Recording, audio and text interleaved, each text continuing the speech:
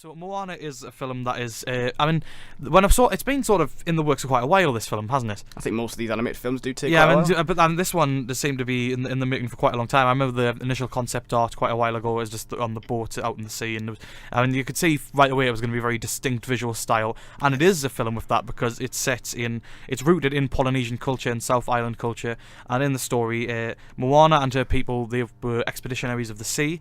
They went out and found new lands, and eventually they settled there. However, when their people's food and livelihood starts to die out, Moana has to travel out and find a famous demigod, a once powerful demigod called Maui, played by The Rock, and they have to travel across the sea and find his magical fish hook, which will help him defeat an evil array of creatures and monsters around the sea and help Maui put back the heart of Mother Nature and restore the life to Moana's world. So not very complex. Then. So not very complex. Quite a simple one. Yeah, quite a simple one. Yeah. Just a general journey. And it's not going to be hard for them to get it back at all. Actually, before going, Joe, has any of this interested you? No. No. Let's keep going. Fair enough. Moana. There was a lot of criticism from Moana before it came out, wasn't there? Because a lot of chiefs in the South Sea area a few were complaining about the fact that Maui, the demigod, seemed obese. And it was a poor representation of, and sort of playing up the stereotype that South Islanders were a bit fat. And I don't think that's the case, is it?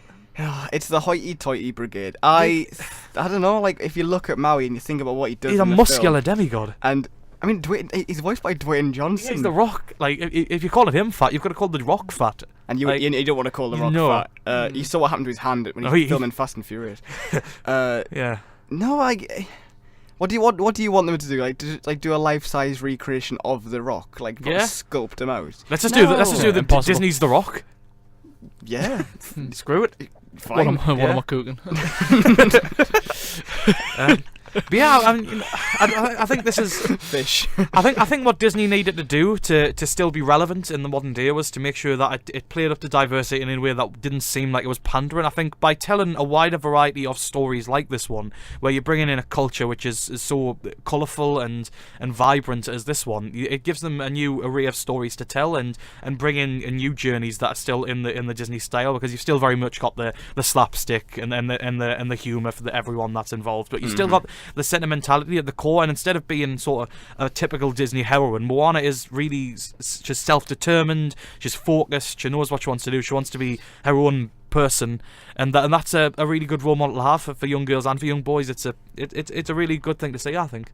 It's brilliant. I like that it brings something new to the Disney formula. Yeah. Like we've mentioned, it has this formula. Like they're all kind of the same journey, but Moana's did feel fresh.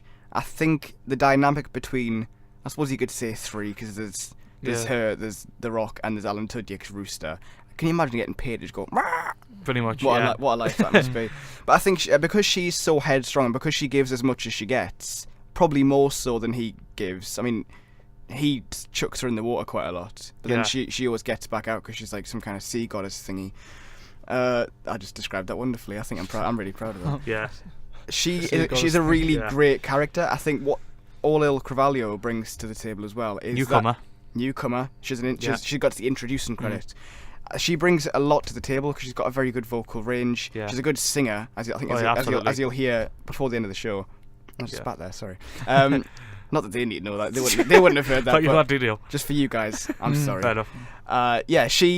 I don't know. She's really entertaining. She's very funny. She's got a really good comic timing and natural delivery. So for a first Disney film and for a kid, because she is a kid. Like normally, they'll cast older people to put on a child's voice. I believe she actually is a kid. So well done to her. Her rap with The Rock is excellent. Like The Rock is just fantastic. Really, back and forth. He's one of the most charismatic men in the world. Like they work so well together, and it's so dreamy. Yeah, like Maui's he gets on your nerves so much. Like how arrogant he is. But he's like it's The Rock, and you can't help be like, oh, you know what? Damn, Rocky, you're cool. You want to pick him up and slam him through a table. Yeah, but you'll probably do that to you instead. And he probably couldn't because he's so obese. Oh yes, definitely. But yeah, I think it's a really entertaining film. It's got a great visual style about it. The battles are exciting. The Kakamura that sequence is really funny and slapstick. I love Jermaine Clement as the massive giant enemy boss crab. Yeah, you see, I didn't know he was. I didn't know he was in it. Yeah, I didn't know how his song was gonna go. I'm not going to play it here because I don't want to spoil it, basically. I didn't know about it, and you shouldn't know about it either, because when it happens, it's just... That whole thing kind of gave us like a bit of Atlantis vibes. Remember that? Like Disney Atlantis? I do I remember of Atlantis. I can't actually remember. Oh, I love that so much. That's one of my favourites. I think I saw it in the cinema. It bombed really hard, didn't it? That one and Treasure Planet. Yeah, they were the boys. Yeah, both really bad bombs. But no, I'm the animation, let's go with that. I'm constantly amazed by how you think you've seen the perfect animation film and then something else happens and it just takes it even further. Animators are always working on the next thing to perfect, aren't they? And I think for a film with so much water, you've got to get the water perfect. You saw Pixar, the short film Piper, before Finding Dory. Water in that was superb. I think the water in this is even better. Like it's a small detail, but to fully immerse in the world, it's got to look the part. And I think the texture in the animation is just extraordinary. That's what it's all about. It's what it's all about, the texture. It's all about the texture, baby. It's really, really fantastic. It's a real effort to make it look convincing. And obviously, if you're gonna go all out on the animation, you've got to go out on the world it's built in. I mean, I praise Trolls for this as well. You've got to have the imagination. You've got to have the small little details that every little thing is animated. Every little thing has its own personality. Even the backdrop, it has to have those flourishes, and this does in abundance. Oh, absolutely. When you're on a setting as gorgeous and as ravishing as this, it's just fantastic animation. And the music, we've got to speak about the music. It can't be a proper old-fashioned Disney film without amazing music, and this has it. You've heard the first track. That's a big scene where you've got lots. It goes through a lot of time, doesn't it? It starts with Moana as a baby, and then it reaches up to the present day when she's, as she is for the rest of the film. It's a really great song. And then later in the film, you got some music from Lin-Manuel Miranda, who is so hot right now. If Jennifer Lawrence and Chris Pratt are the film so hot right now, he is the theatre so hot right now, because Hamilton is one of them things. It's impossible to get tickets until like 2018 or something. And he's done music for this. He's got his own Disney film coming up very shortly. I think they're working on it now. Fair enough. But that's 2 years stock phrase, I'm just saying. Yeah, it's wonderful. The track that he does, he's got such a great voice, and he's such a great musician that he's just, I don't think I've really heard great. many of his stuff. Well, we're going to play a track from Hamilton next. Oh, fair enough. But yeah, the rock song is amazing. Moana's actual song is amazing. Her sort of hero's journey song. That's when you rewind there. Yeah, the Rock sings. Yeah, the Rock sings. Who knew? What can't he do? The Rock sings. What can't the Rock do? Like, I don't know. I'm jealous. At this point, I don't know. Maybe he should run for president. Maybe he should. Rock bottom maybe Trump he should try and do it like now. Yeah, maybe he should go. Maybe he should march himself to the White House, jump through the window of the Oval Office, and then put him through a table. Yeah, good stuff. Smell what the Rock is cooking. Well, Stone Cold has already, body slammed Trump, so I think you'll be the second man to do it. Yeah. But he hasn't slammed President Trump, so not that would be this time. Cool.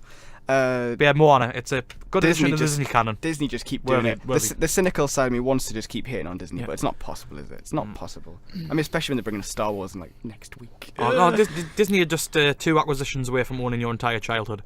Yeah. So if they buy like Nintendo and they'll pretty much have like your entire childhood. It's true. Another one. Moana, easy recommend from me. Oh yeah, absolutely. Yeah. And an easy recommend from Ryan. So that before we go any further, this is the film you need to see this weekend.